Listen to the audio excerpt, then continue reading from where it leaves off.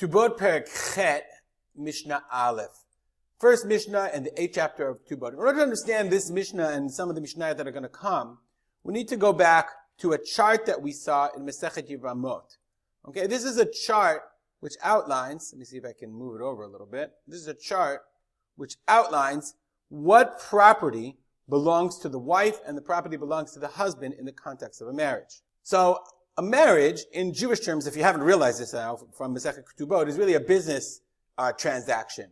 And each side promises to the other side certain kinds of monetary compensation, or, they're bringing money into the business. So there's the Ikar Ketubah, and we learned, okay, that's the money that, Kesef Shebechuyav HaBaal, the money that the husband has to give to the wife, okay? That's the money that the husband has, and he has to designate that money. It's his field. If I die or I divorce you, you get this money, and it's set aside for you. Now, the wife also brings two kinds of money into the marriage. One is called Nichsei Melug, and one is called Nichsei Tzon Barzel. Nichsei Tzon Barzel is what's called the Nedunya, the money she brings into the household. He designates this money, she brings in that money, okay? It's her Nichsei Tzon Barzel. I don't know, it's iron sheep money. Why? Because even the husband can use it, but he has to replace it. Okay, if he divorces her, he has to give it back. Okay, but if he promised somebody she brings in $100,000 into the marriage, if they get divorced, he has to return that $100,000. Okay, but if they earn money, the earnings belong to him. Then there's another kind of money called nichsei melug, wine money. Why is it nichsei melug? Because the husband, it's her money, it's her bank account. Okay, she brings it into the money, or it's a Yerusha, this is what we're going to talk about in our Mishnah, or it's an inheritance. Okay, and during the marriage, it's her money. Habal ochel mi perot hakesef. It's her field. The husband, as we're going to see, benefits from the fruit, from the profits from that money, but it's her money. He can't touch it. She could do with what she wants. Okay, with that introduction, we're not going to talk about the Ketubah. In our Mishnah, we're going to talk about Nichsei Melug. Okay, this type of money where it's her money, but he gets the profit from it. What happens if she comes into money during the marriage, either before the marriage or after the marriage? And we have more charts. Let's look at the Mishnah. The Mishnah says, Haisha shenaflula nechasim. So this woman, she inherited money. Her father died, or whatever, she inherited, she won the lottery. No, shenaflula nechasim. Her father died. And she now has $100,000. So the question is, what is the rights of the husband to this money? So she got the money before Erusin. Remember, in every marriage, we have Erusin and then Nisuin. Okay? The Erusin, the husband says, Harei Mekudeshetli. She is his wife, but she's not in his house. And then a year later, they do Nisuin. They come together and do Nisuin. So, she got the money, Lifnei Erusin, Ad Shelo Titares. I want to move this up so it's not in the way. There we go. She got the money, Lifnei Erusin. And then she got married. And now she's got this field. She got this field before she inherited from her father. And then she had Erusin. Can she sell it or not? So the Mishnah says, Ad Shelo Titares. She got the money before Erusin, and now she wants to sell it obviously after Erusin. Because if she's not married yet, if there was no Erusin, she could do what she wants. It's her money. Okay? Modim Beit Shammai uBeit Hillel, shemocheret v'notenet v'kayam. Beit Hillel and Beit Shammai agree. Mocheret, she can sell it. Notenet, she can give it away. V'kayam. Okay, so let's look at our chart. She got the money before Erusin, and then she wants to sell it after Erusin. Here, meaning her husband thinks he's getting the money. She gives it away. He's like, what? You gave away the field? How could you do that? Sorry. He has no say, no rights. Let's go back now to our Mishnah. There we go. Naflula mishanit arsa. What happens if she got the money, her father died and she got it after Erusin but before Nisuin? So the question, there's two problems. Lechatchila or b'di'evet. Beit Shammai amrim timkor.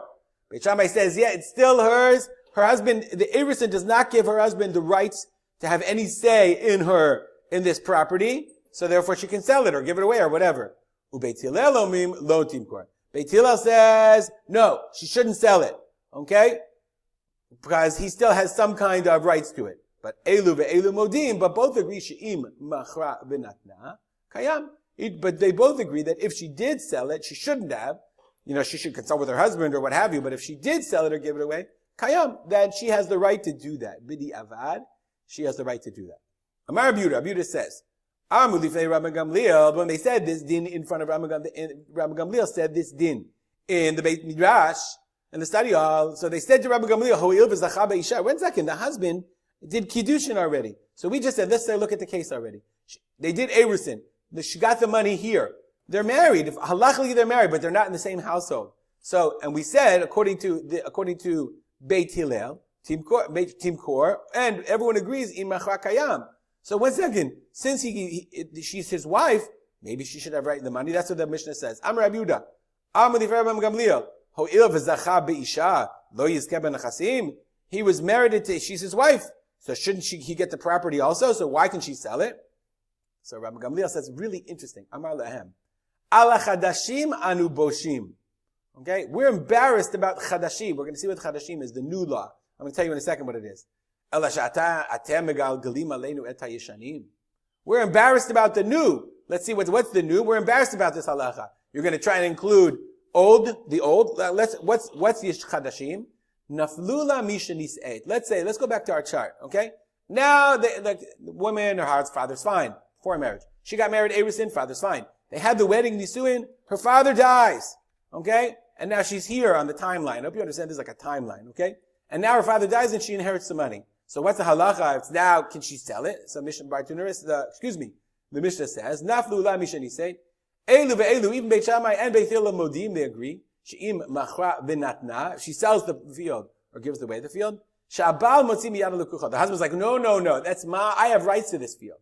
So therefore he can, motzi miyad l'kuchot means since he has prior rights, he can demand the return of the field from the purchasers, or from the recipients of the field.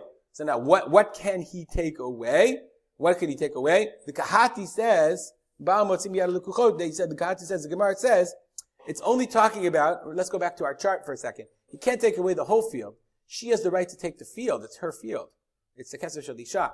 But the Baal gets the peyrot. So the Baal says, you can keep the field, but I'm eating off that field the whole time. So either you give it back to my wife and resell it back, give it back, or that's fine, you can keep it. You have the rights to the field.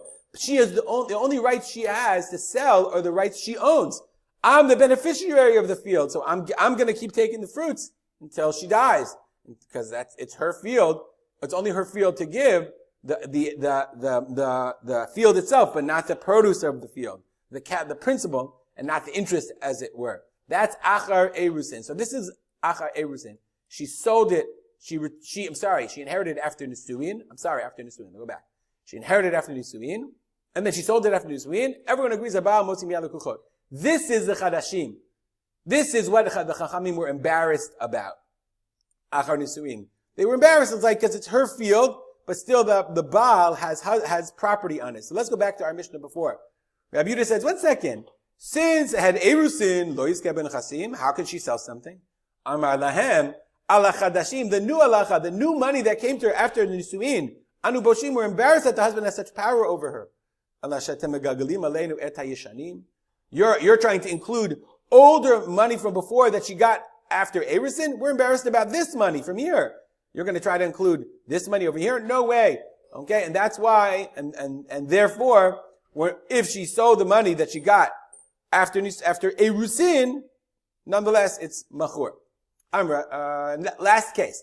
Ad shelo niseit v'niseit. So we learned in this chart, Lifnei erusin, she got the money before, after erusin. We learned she got the money after erusin, and she wants to sell it then. We also learned this case, after nisuin, she got the money. Now what about this case? She got the money achar erusin, she got it here, and now she wants to sell it here. Then she got married, and now she wants to sell it here. After erusin, she got the money, she wants to before nisuin. So, back to the Mishnah. It's interesting to see, when you put it in a chart, you can see the Mishnah going piece by piece by piece. Last case. Ad shelo niseit, she got the money after erusin, before nisuin, and then she had nisuin. Rabbi Gamliel omer imachra v'natna kayam. So if she sold it, she shouldn't be lechatchila, but b'diavad if she did, kayam.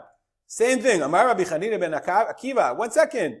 Amar lefnei Rabbi Gamliel. They said Rabbi Gamliel ho'il v'zacha beisha. Now they're married, nisuin. Since he married, he was zocheh. He merited to acquire the woman. Lo yiskeh ben chasim. Shouldn't he get the property too? Amar Lahem, he said the same thing. Allah chadashim anu boshim, we're embarrassed about new things. It's bad enough in this case of achrei nisuim that the Baal is motzi. You want to include when she got the money after Erusin, before nisuin? Sorry, we're not going to take it that far. Long Mishnah required explanation. I hope I explained it in a way that's clear. I'll dedicate our learning to the memory of my father, Rav Simcha ben Yitzchak Kalman. Have a great day.